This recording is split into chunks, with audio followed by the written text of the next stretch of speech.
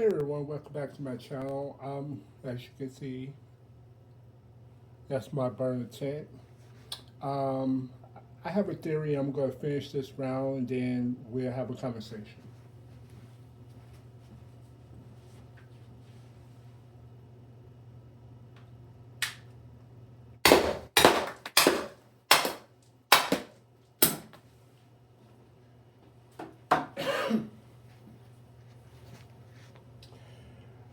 Um, let's have a conversation. I was already shooting um, 10 rounds anyway, so I was just finishing up my 15. I love Salt Supply.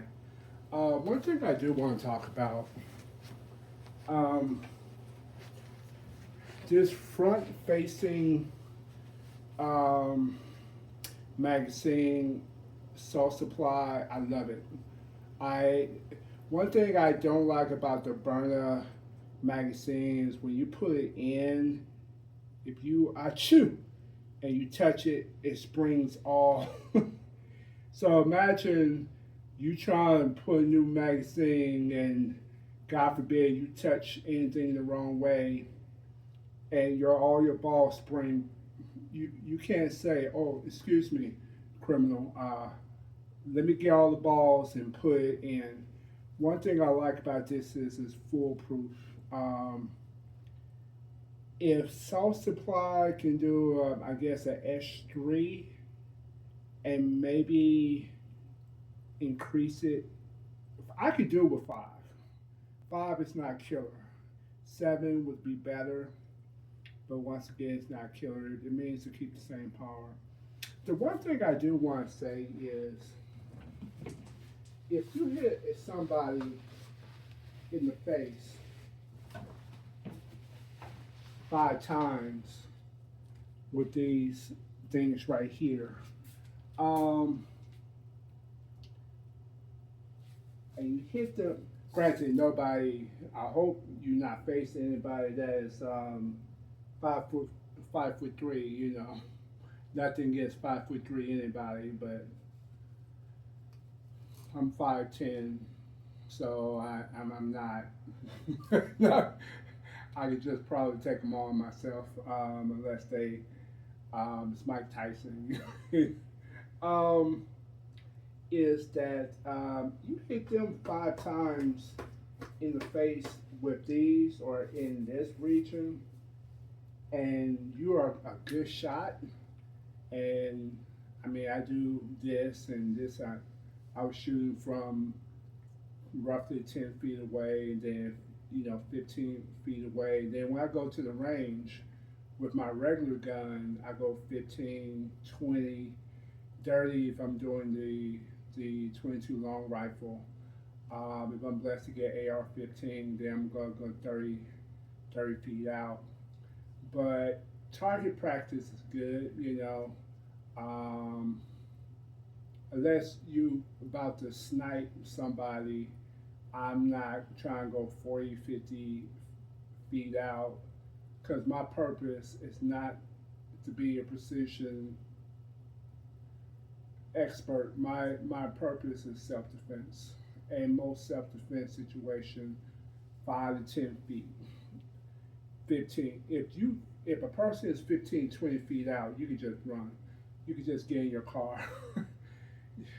I'm not gonna face a person that's 30 feet out unless a family member life is on the line or I'm defending somebody.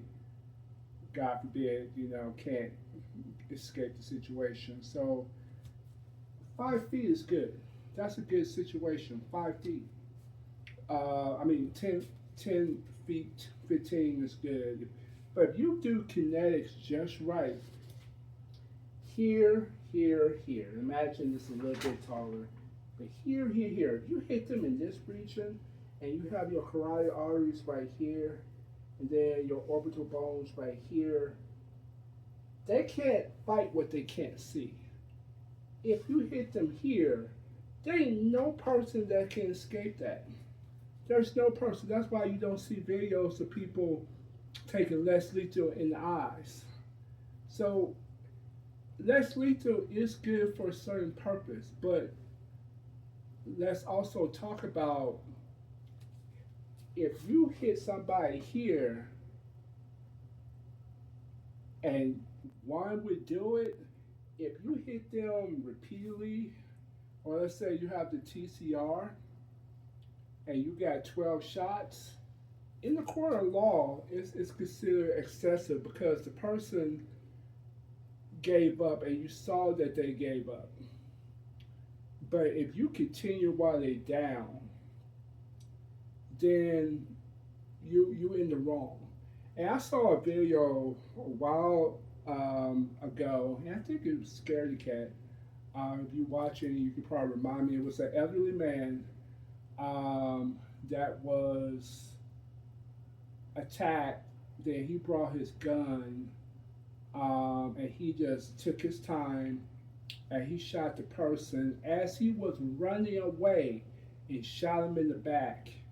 This is with a regular gun, and then he faced jail time, prison time actually, because that person was running from the situation. Um, you gotta keep that in mind. You gotta do what's just enough force. Now, in the motion things,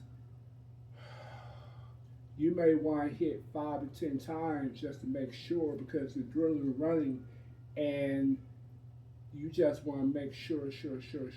If you're doing less lethal. Lethal, if you hit them with 2 or 3 shots, God forbid, I'm not in the lethal tactical business. You gotta ask those who have that experience. But if you do less lethal, and let's say, oh, less lethal, boom, boom, boom, boom, boom. By the fifth or sixth shot, if you choose to hit here up, I don't see anybody walking away from that. If you hit them here and you hit 3 of them, this is the carotid artery. This is the esophagus. This just a jab in the finger. In karate, we call it nukite. A jab in person there is going to drop most people. Most people. That's why in UFC you don't see people do this in professional fight to the throw. It's illegal because it's an instant killer. So imagine you throwing this at them. Let's say you have your TCR and you hit that first one. I think is 12. So 12. If you hit them 12 times here, and they can walk away, then you have no choice but to bring. And then that's a whole nother schematics because some people say I'd rather bring my gun versus my less lethal because he could actually you piss him off with the less lethal, then he bring real gun, and that's a whole new what if scenario. This is only if this person has some jockey shorts and t-shirt and they just mouthing off. This is what this is good for.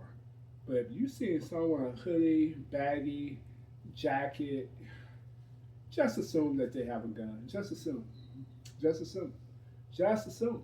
Just assume. And then you did this. But at this point, if I had less lethal, if I know I'm going in a situation less lethal, my less lethal will be my right, my lethal will be on my left. Boom, boom, boom. One, two, three, four, five. That person's moving. Okay, drop less lethal, safety, and then I would have to do what I have to do. But if you practice enough muscle memory, you can get both of them. But by 5 shots, if you can get a good enough distance, now if they're close up, then you have to do what you have to do. You know, um, I train with people who have trained with Salat. I have trained in Salat in Screaming Cali. If I have this much space and you have a gun and I have a knife, you may not get me just because of just the training I have done and just the time it would take. But that's a whole new what if you train for that type of special ops. And I just watched G20 on Amazon, so I'm feeling pretty gunned up. But reality, you don't know. So, all right, guys, thank you for watching my video. Have a good one.